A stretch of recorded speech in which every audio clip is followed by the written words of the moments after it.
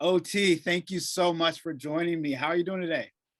Very good, blessed and highly favored.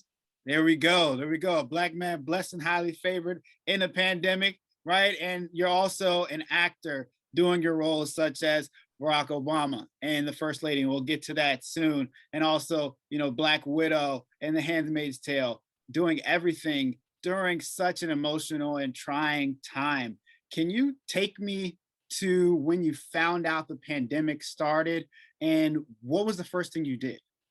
As it was starting to kick off, I actually happen to be like a big fan of like apocalypse genre, like books, novels, TV shows, movies.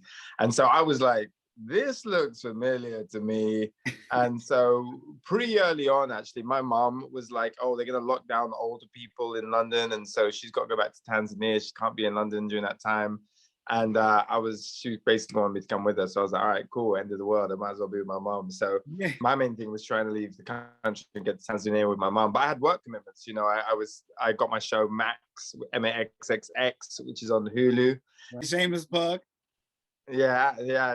No shame at all. It's a great TV show. Check out. But I was supposed to be doing press for it, and I was like, they were like, you got to do this. I was like, I'm leaving the country. Things are gonna get shut down. They were like, you're overreacting. Anyway, things are getting shut down. So yeah, my main thing was just trying to get to Tanzania with my mom, and that's what I did. And so I spent a good deal of the beginning of the pandemic, the first 4 or 5 months in Tanzania. I think the first thing I wanted to do was be with my mom as well, to the comforting figure that we've always had. You were overseas or you were in the States? Yeah, no, I was in London. We were both in London at the time. But yeah, no, I was going there more to comfort her than to comfort myself. I think I would have preferred to stay in London, but it turned out to be an amazing experience for the both of us being in Tanzania. I'm always curious about how the pandemic started in other countries and other places. Because here, I was at work. I'm a TV producer. I work at CBS News. I was at work and we just kept on ticking. And then they started to restrict travel. We had to change our newscasts. We had to flip everything upside down and make it into a virtual world at that point in time. What was it like for an actor, someone who was filming? What were you doing at the time in your acting world? I was actually shooting Handmaid's Tale season 4. We just started, and so that all got stopped when I went to Tanzania. And actually, to be honest, for me, I was quite lucky in that I was up for taking a break, and so some time off was really good for me. But pretty soon after, I started writing again, and so about 2 months in, I started plotting out my next writing endeavor. Gotcha. So you kind of needed a break from everything at that point. Yeah, I think so. Filming, because I was the writer, director, producer, composer for Maxxx, and it was just really intense doing that. And I just finished doing that, and I was filming Black Widow at the same time as doing all of that. And so yeah, I was kind of like well worn. What is that like? You've made a couple groundbreaking moments now. You were the first to write, produce, direct, and compose a TV series? Yeah, apparently. I mean, I'm looking forward to finding out who I missed out on, if there's someone else who's done it. But as far as I know, yeah. When you were told that you were the first ever to do something, what was that moment like? And how do you recover from that moment? How do you keep moving and keep pushing forward with that sort of pressure?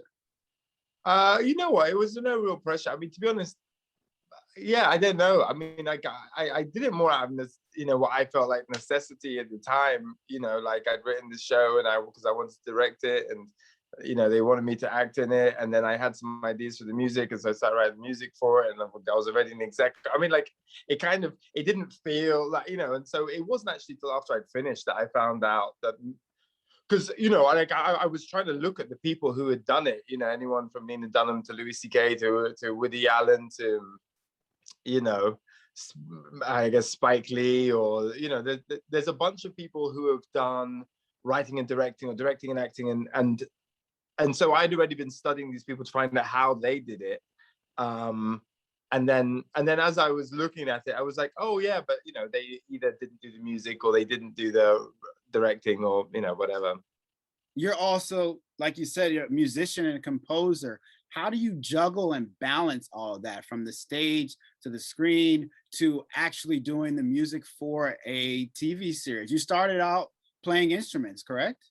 Yeah, I started off as a musician. I guess, the truth is I'm not that good a musician, and I'm getting better as a writer and director. Um, and so I don't know, you just try and practice everything as much as possible. But I practice because I love it, not because, because I'm interested in it, I'm curious about it. So that means, you asked me what I was doing today earlier on, this morning I did about half an hour of piano practice trying to learn salsa.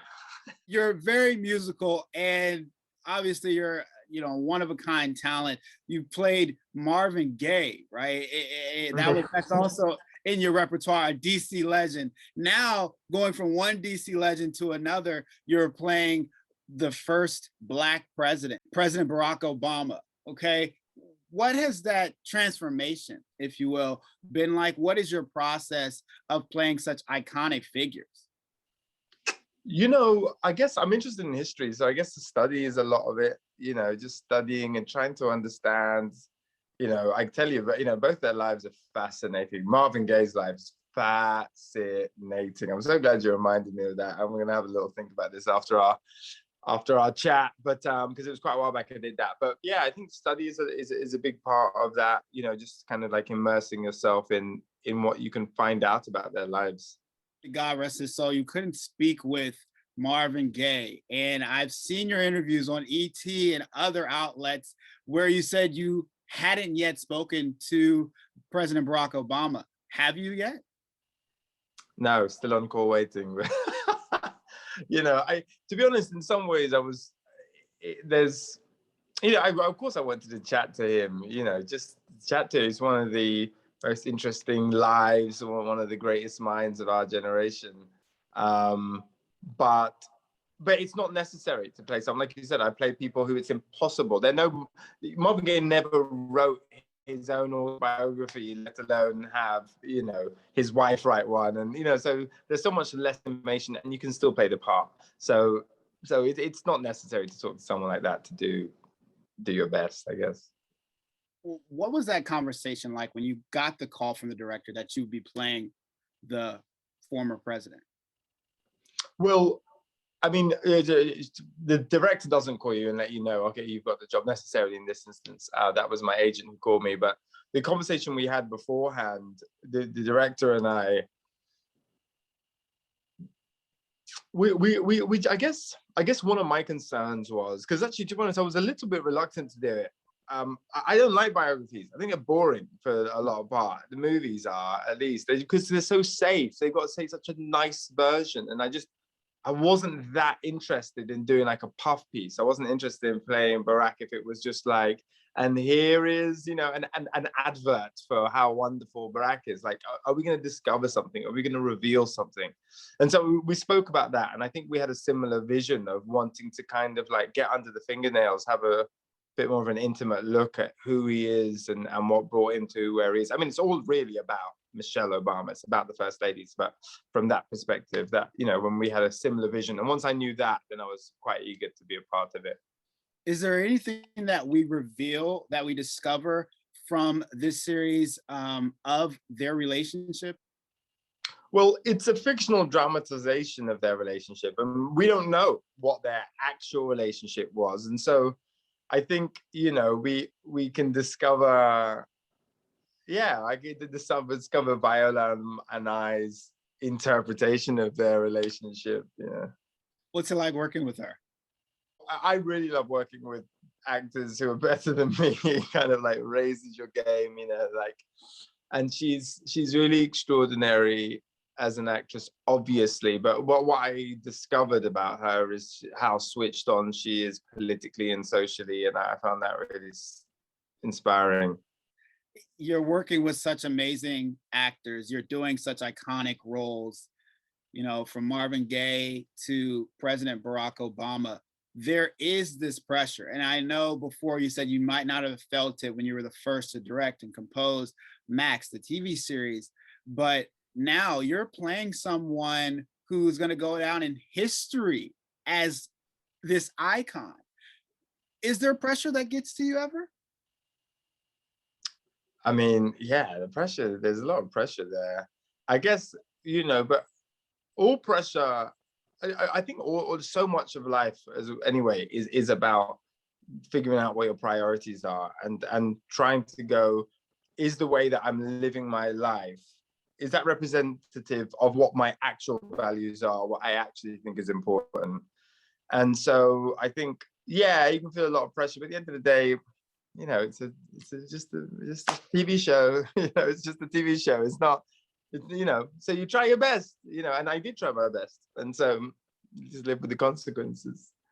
He's only the first Black president. It's just another character. I love that that's how you kind of go into it. I listened to you speaking at a seminar recently with some theater students, and you were talking about how when you get a role, whether it's a murderer or a sanitation worker, you try to envision yourself being in that role, or if that was you, how you would play them or be that character. What is it like when you're going into playing an icon and a politician? What are some of the things and techniques that you do to find that character?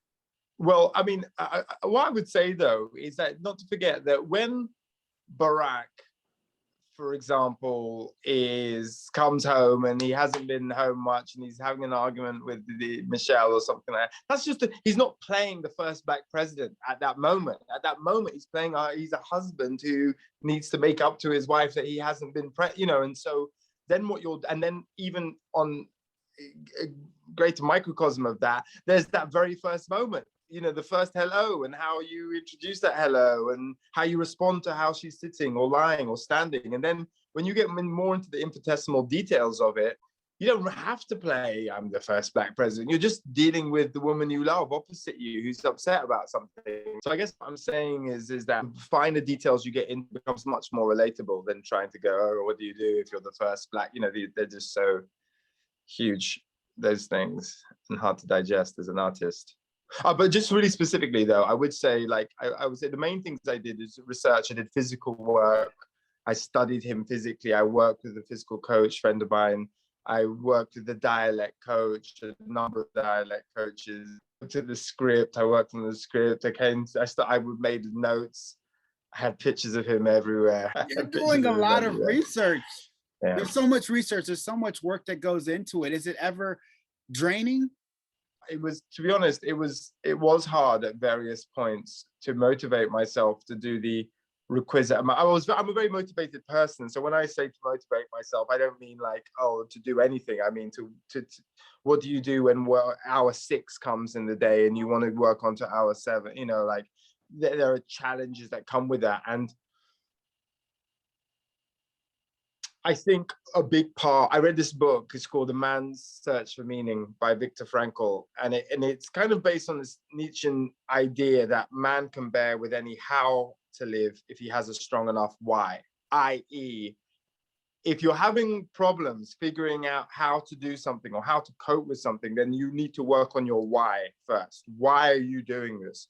What is that motivating outcome? That aspirational outcome, that inspirational outcome, as I sometimes think of it. And so at times when I found it hard to do various amounts of work or something, I would kind of reorientate myself to what is this aspirational outcome that I want? What is this motivating idea? That's such sage advice from you. Thank you so much, OT. You are big on mentorship. You have a lot of mentees. You also still have mentors. And these segments, I want to start thanking the people who got these amazing and inspirational folks like yourself to where they are. Who are some of the mentors who help you to this day and who have gotten you here? And what would you like to say to them? Well, I mean, there's so many that I think about it. I mean, obviously my mom and, my elder siblings and my family played generally a big part. But other people, Martina Laird, Jay Walker, Joe Martin, these are all actors you can look up, and writers, Andrew Silver, Mark Tonderoy. There are so many that have various places. My jazz teachers, Jerry, and teachers from school, Mr. McCann and Suzette Quinn. There are so many that have played large and small parts. Mookie, getting my basketball coach. I learned so much from my basketball coach about how to be disciplined and how to structure a work, so my whole life, everything, and that's not just like career wise, just how to orientate one's life is based upon the shining lights of many people who've helped me. So I don't know, I generally try to give them thanks to their face, but yeah. Well, we're gonna have to talk about your hoops career on the next interview. I know your sister plays in the WNBA. Yeah, that's right. So we're gonna have to talk about all of the things that you can do the next time. But I want to thank you so much. You can find him playing President Barack Obama in The First Lady with the great Viola Davis, or also in The Handmaid's Tale. And this year, Black Widow, OT Fagbenle. Thank you so much for your time. I really do appreciate it. Is there anything you wanted to leave us with? Yeah, you're doing a great job, man. You asked some really great questions. You did some great research going into this. It's been a real pleasure chatting with you. I wish you all the best. Thank you so much, OT.